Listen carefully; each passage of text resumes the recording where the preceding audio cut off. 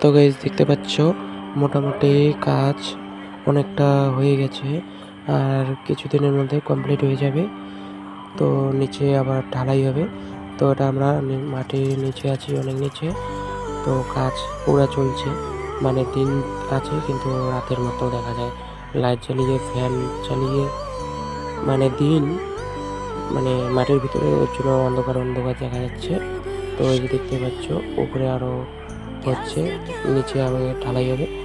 তো এটা পুরো ঢালাই হয়ে যাবে, আর মোটামুটি বেশি দিন লাগবে না।